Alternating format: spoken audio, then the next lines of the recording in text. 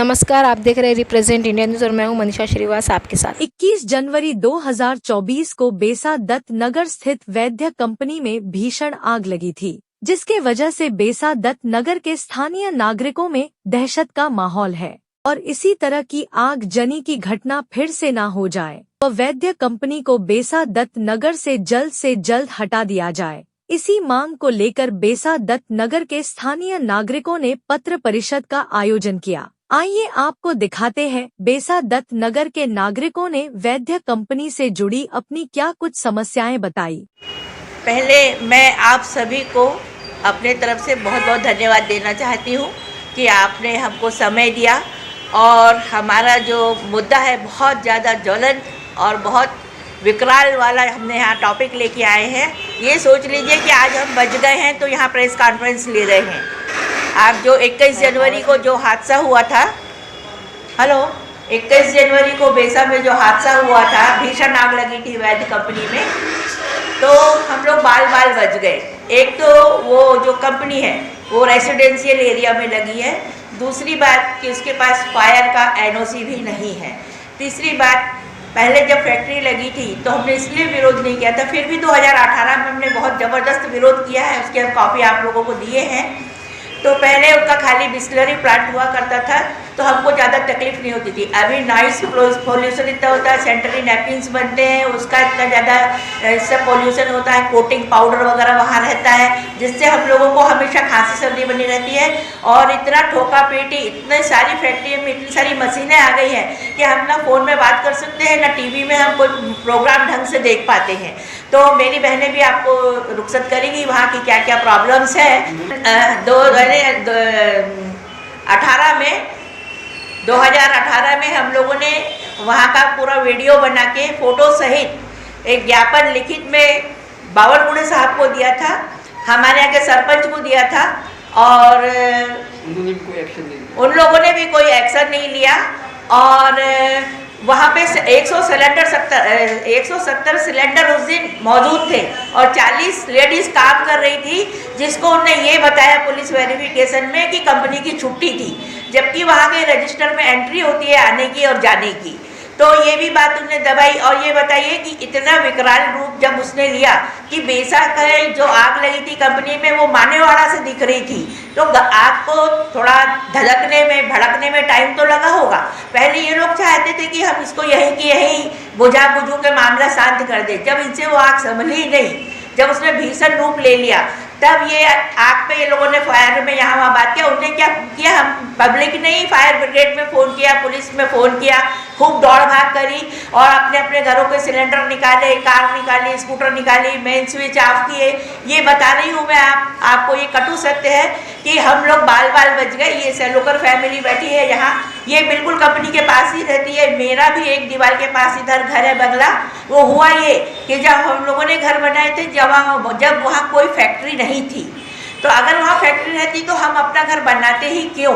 हाँ, हमारे आने के 5 साल बाद वो कंपनी आई बस ये बोल के कि बिस्लरी का हम लोग प्लांट डाल रहे हैं। तो हमने सोचा सभी को पानी की ज़रूरत है और वहाँ पानी अच्छा नहीं आता था, लोगों को डेंगू पीलिया हो रहा था, तो हमने भी कोई ऑब्जेक्शन नहीं लिया। लेकिन धीरे धीरे उन्होंने फर्नीचर बनाना चालू किए, बड़ी बड़ी अलमारियाँ बन रही हैं और फ्रीजर्स बन रहे हैं। इधर देखिए तो फर्नीचर स्कूल का बन रहा है, इधर डस्टबिन, जो बड़े बड़े आप डस्टबिन देखते होंगे, गीला कचरा सूखा कचरा, वो भी वहाँ बनते हैं, पूरे सिटी में सप्लाई हो रहे हैं। और सैनिटरी नैपकिन के इतने गट्ठे हैं वहाँ कि मैं बता रही हूँ कि कम से कम 250 से 300, और रोल उनका इतना बड़ा होता है कि ये जितना अपना डायस दिख रहा है इतने बड़े वहाँ पे रोल होते हैं।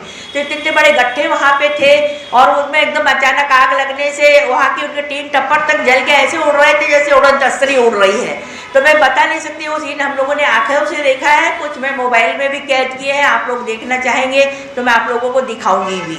और काकू कुछ बोलना चाहते हैं? लोहे का जो होता है पाउडर कोटिंग का, हाँ, नमस्कार सर्वांना। मला म्हणायचं आहे की वैद्य फॅक्टरीमुळे आमच्या वसाहतीला खूप जास्त त्रास होत आहे। तुम्ही एक खूप मोठं एक यंत्र आहे असं म्हटलं तरी चालते। तुमच्या मार्गाने जर आमच्या वस्तीतील काही लोकांना, म्हणजेच आम्ही ज्या ठिकाणी राहतो दत्तनगर निवासी स्थानिक लोकांना जर तुम्ही आम्हाला न्याय मिळवून दिला तर खूप चांगली गोष्ट आहे।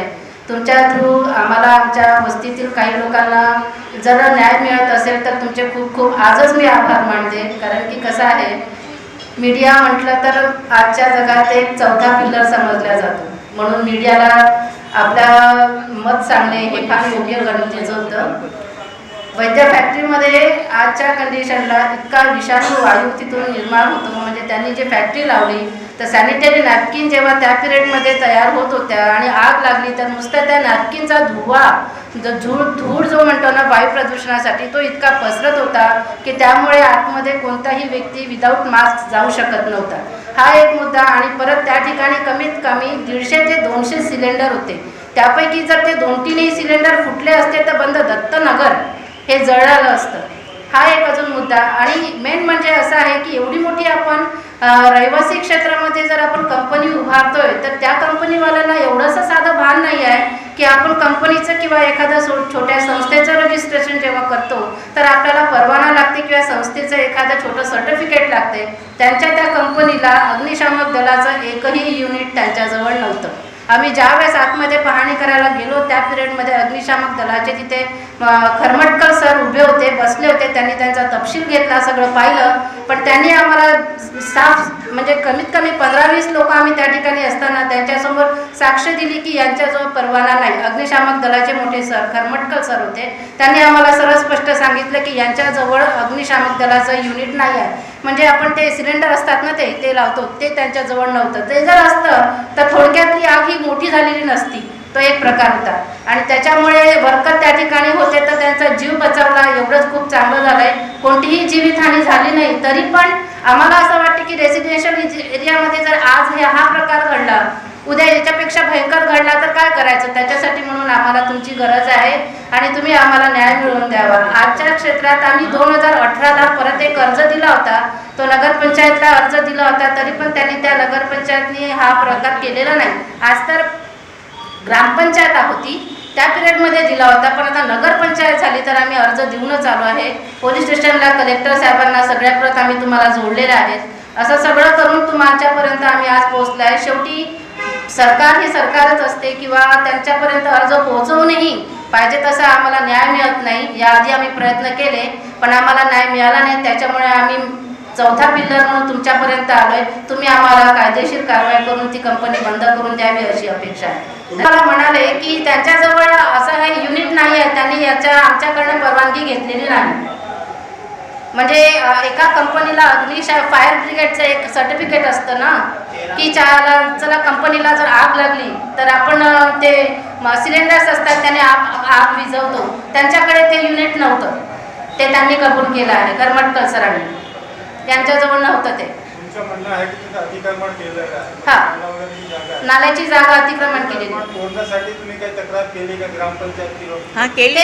डायरेक्ट जर कोणत्या सरकारी जर एखादं युनिट आलं ना, सरकारी जर धोरण आलं एखादं किंवा रोड बनवायचं जरी युनिट आलं तर ते डायरेक्ट त्या जागेवर स्टे आणून त्या जागेला खारिज करून टाकतात. म्हणजे त्यांच्या तेवढ्या कंपनीच्या सेक्टरपर्यंत खोदकाम होते आणि तिकडून तिकडे खोदकाम होत नाही असं त्यांनी आजही आजच्या डेटला आताही जर कोणी जर इथे जाऊन पाहत असेल, खरंच मॅडम बरोबर बोलताय का, तर तुम्हाला ॲट प्रेझेंट ते काम दिसेल आहे. बाजूच्या जागेपर्यंत आलेलं आहे. त्यांनी ह्या गोष्टीला साफ नकार दिला की यांच्याकडे युनिटचं पत्र नाही आहे, अग्निशामक दलाचं पत्र नाही आहे. हां, ते बोलले ना यांना काय करायचं ते आम्ही बघून घेऊ असं बोलले ते. आता कसं रोष असल्या कारणाने आणि प्रत्येकांना त्रास असल्या कारणाने जास्त काही आमचं तेवढं बोलणं झालेलं नाही. हा शब्द डायरेक्ट बोलला आहे की यांच्याजवळ अग्निशामक दलाचं युनिट असतं ते. मी तिथे राहिला किती? 2005 ला. किती लोकांची वस्ती आहे जवळपास? त्याला कंपनी आहे किती लोक राहतात? पुष्कळ म्हणजे 15-20 हजार. हाँ 15-20 हजार. 15-20 हजार होंगे.